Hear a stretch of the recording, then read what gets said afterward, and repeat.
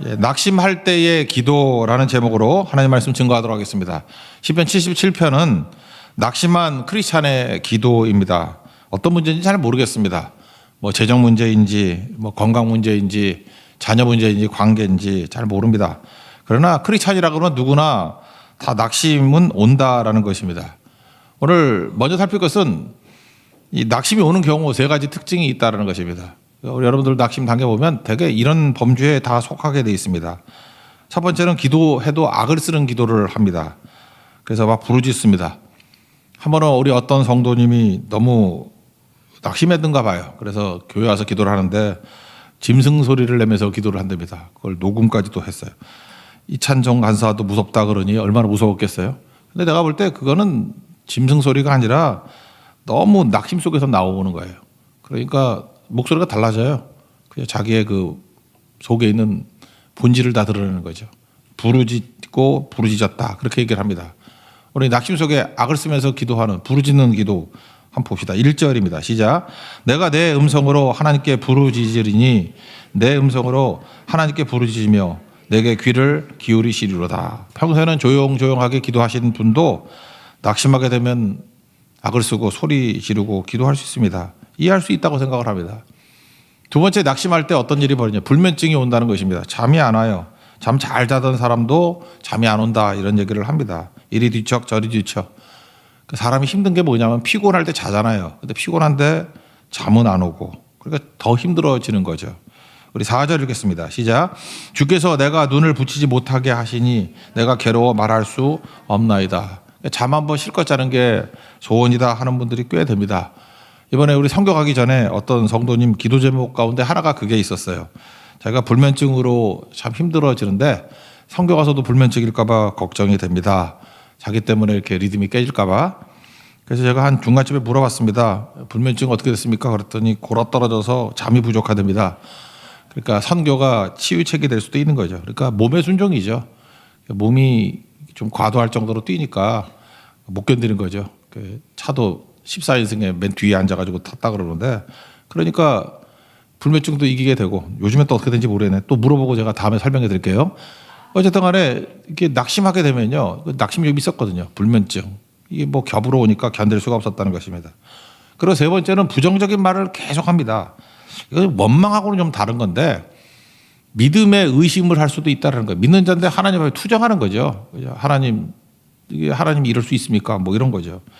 예수님도 보면 바리새인들이 이렇게 함정을 파고 넘어뜨리려고 하는 질문이 있죠. 그런 거 되게 싫어했어요. 그래서 이 회칠한 무덤들아 이랬는데 진짜 몰라서 묻는 거 있고 또 하나는 믿고 싶은데 잘 안 믿어져서 묻는 질문이 있죠.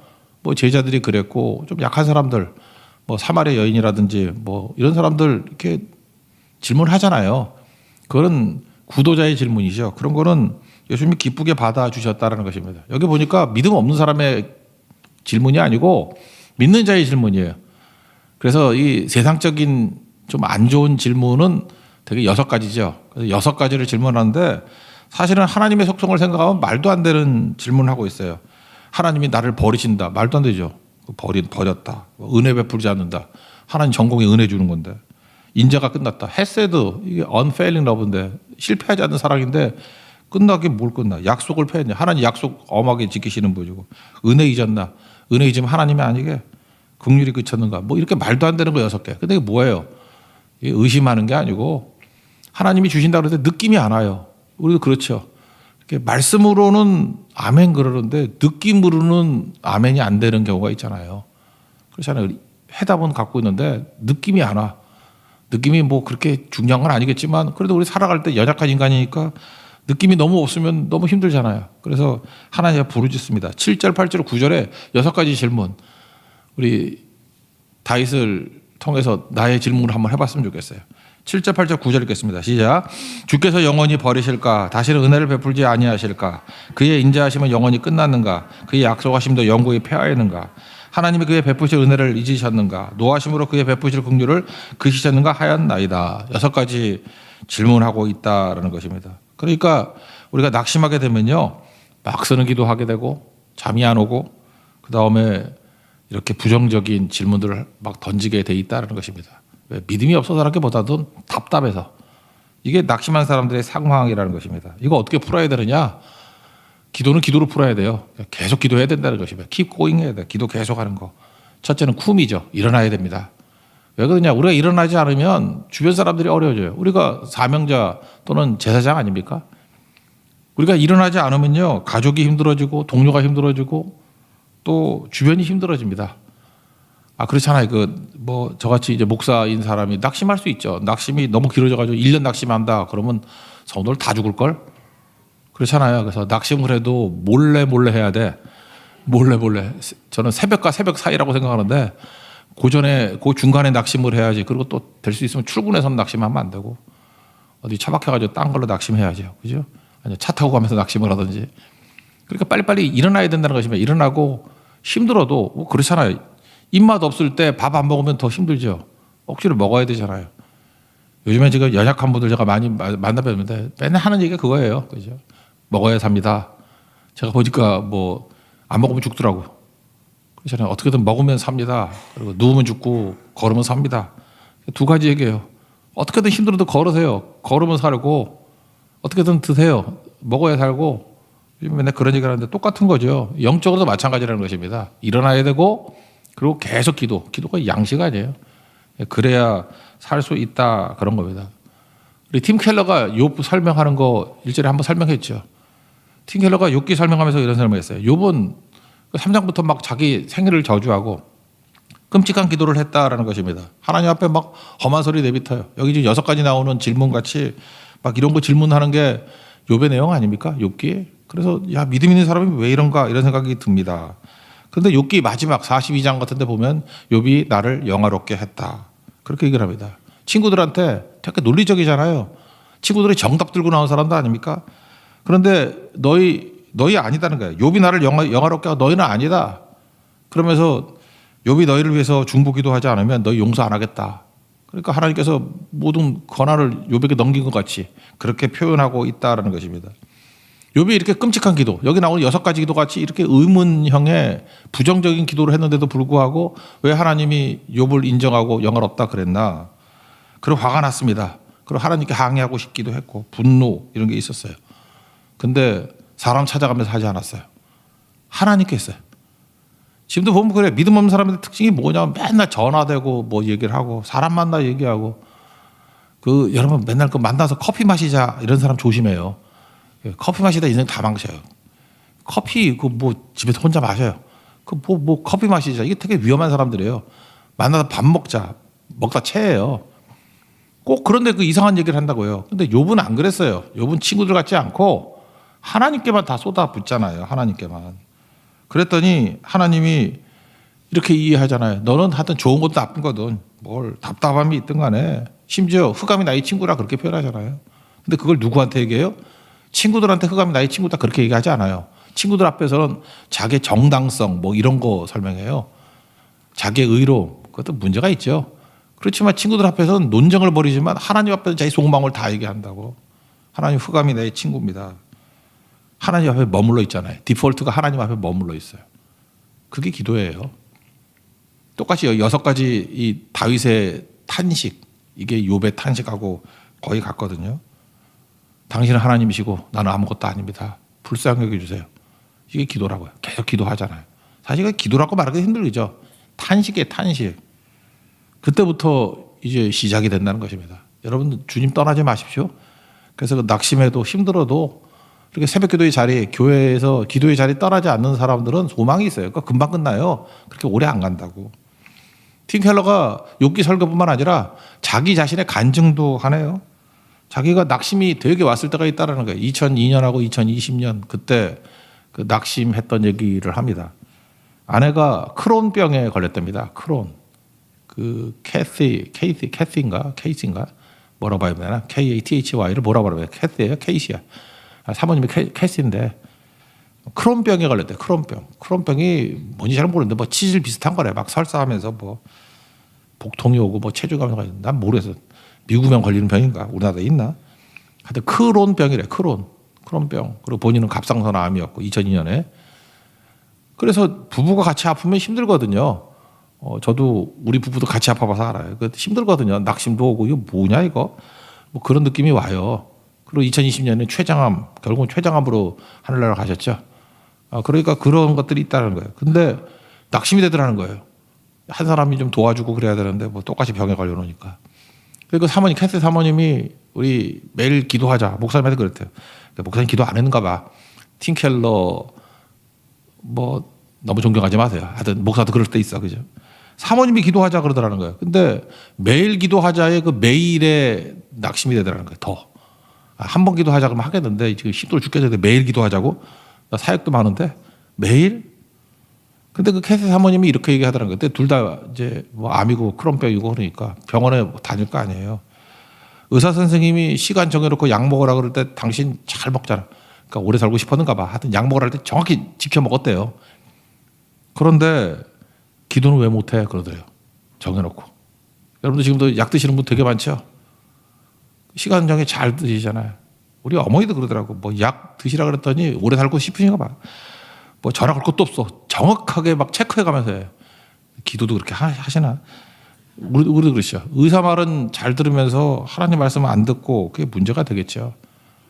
근데 어쨌든 사모님이 좋은 사모님이에요. 같이 매일 기도하자. 그래서 그 낙심의 슬럼프에서 벗어나게 됐다. 2002년 또 2020년. 그래서 사실 췌장암이 뭐 굉장히 빠르게 진행되나 아니면 안 맞습니까? 근데 3년 정도 투병하시고 그랬죠. 그런 거라고 그런 거. 금년에 가셨으니까. 하나님 앞에서 중요한 게 이거예요. 계속 기도하는 거 이게 중요한 거라고. 그래서 계속 기도하면은 첫 번째 바뀌는 게 이제 관점이 바뀌어요. 자기 연민에서 이제 하나님으로 바뀐다고. 사실 77편을 두 연으로 나눈다 그러면 1절부터 9절 자기 연민 그리고 10절부터 20절 하나님 붙듦 그렇게 터닝 포인트가 있어요. 근데 1절부터 9절까지 보면은 제가 한국말로 찾아보면 16번인데 나라고 1인칭 나 내가 뭐 이런 거 16번 나오는데 원문에는 20번이래. 내가 히브리어를 잘 몰라가지고 하여튼 히브리어에는 주석 보니까 20번이에요. 나라고 하는 게 20번. 그런데 10절 이하에 보면은 그 앞부분에 하나님이 나오지 않는데 뒷부분에 보면 16번 하나님께 나아가잖아요. 하나님이라니 주님, 주가 관심이 바뀐 거죠. 자기 연민에서 시야가 하나님께로 바뀌게 됐다는 것입니다. 이전까지는 나를 쳐다보니까 나하고 문제만 보이는 거예요. 그래서 기도를 해도 앞에는 기도를 해도 문제 해결이 기도예요. 근데 10절부터 20절까지는 주를 바라보는 것. 그게 기도라는 거예요. 주를 바라보는 것. 그러니까 하나님 외에는 다른 게 아무것도 없습니다. 그런 거죠. 우리가 문제는 분석해서 뭐 합니까? 문제 분석이 아니라 우리는 그냥 하나님이 응답이에요. 어린아이들, 여러분 어렸을 때 기억 안 납니까? 어린아이들 보면은 막 울잖아요. 막 울어. 막 우는데 그 왜 우는지 본인도 모를 거야. 뭐 배고파서 울 때도 있고 그건 알겠네. 뭐 불편해서, 뭐 아파서, 뭐 괴로워서 뭐가 있잖아요. 근데 애들은 그냥 울면 돼요. 우리도 마찬가지예요. 우리도 하나님 앞에서 애잖아. 너는 내 아들이라 내 딸이라 그러잖아. 하나님의 열심 그것도 부를까? 사랑하는 내 딸아 그러고 내 아들아 그러잖아요. 우리도 분석할 거 하나도 필요 없어요. 생각도 필요 없고 그냥 울면 돼요. 아이에게 엄마가 응답이시지 우리에게는 하나님이 응답이에요. 하나님이 오셔가지고 나도 몰라 그냥 괴로워서 우는 건데 어디가 문제인지도 알려주시고 고쳐주셔요. 해결해 주신다고. 그래서 어떤 성도가 너무너무 힘들다 그럴 때 그냥 예수님만 부르라 그러세요. 예수님. 뭐 그거 힘들면 아버지. 왜 그러죠? 누구든지 주의 이름을 부르는 자는 구원을 받는다 그러잖아요. 우리 친할머니가 맨날 아버지 2시간 그것만 하시다가 응답받은 분이에요.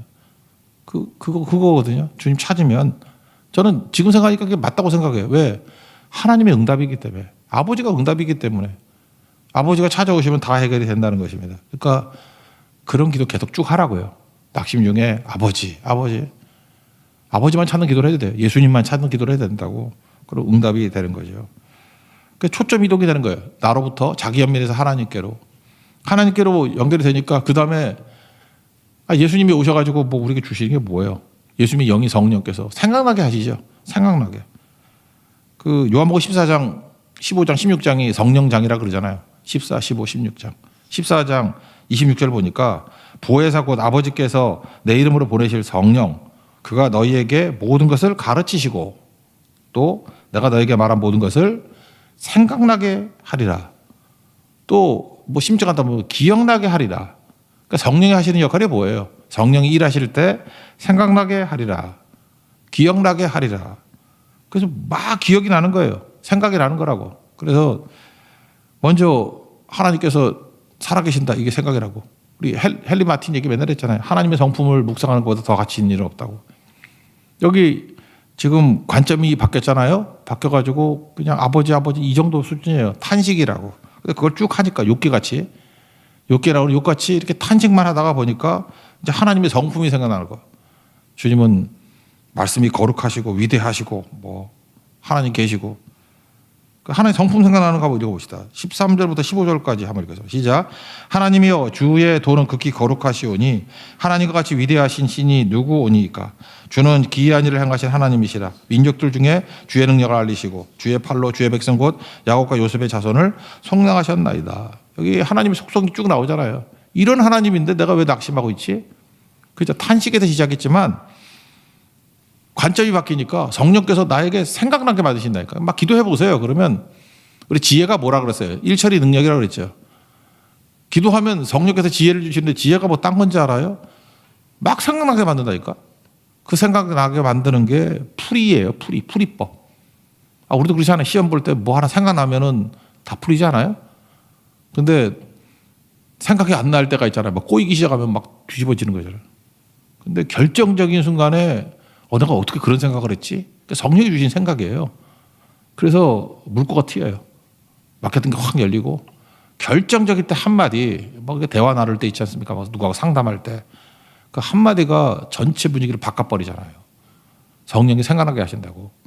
그래서 탄식 기도도 해야 돼요. 하나님 앞에 계속 기도하다고 하나님과 이렇게 동행하다 보면 생각나게 하시는 능력이 임하게 된다라는 것입니다. 생각에서 이제 어디로 가냐면 이제 출애굽의 기억으로 가는 거예요. 출애굽기 15장이 모세의 노래라고 그랬잖아요. 또 모세의 노래가 기본이거든. 우린 출애굽기 15장 배운 지 얼마 안 되니까 그 전체적인 내용에서 또 따오는 거예요. 모세의 기도를 연상하는 기도를 합니다. 한 절만 읽읍시다. 16절 읽겠습니다. 시작.